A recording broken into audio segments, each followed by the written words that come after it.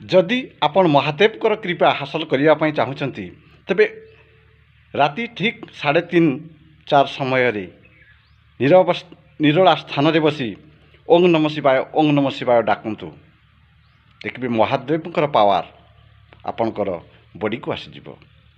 जदि जगन्नाथंकर कृपा हासिल करने चाहूँगी तेबे आपण कौन करेंगे जानते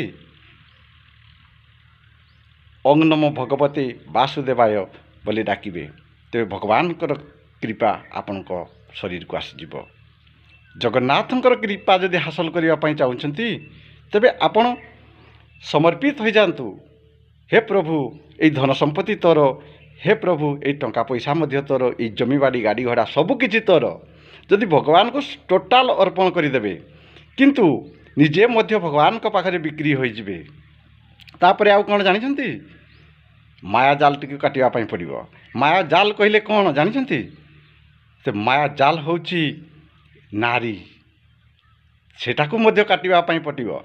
से केमिति काटिबे ना जदि काटापी चाहूँगी जे भाविबे मो ठारू ऊपर जो बयस लोक अच्छा से माने बापा माँ एवं मो लेवल जो मैंने अच्छा से माने भाई एवं भौणी एवं मो ठारू छोट मान को स्नेह श्रद्धा करी यही माया जाल टी जिते बड़े आप काटिदेवे ना से समय जगन्नाथंकर कृपा आपणकर शरीर रे आसी पहुँचीज।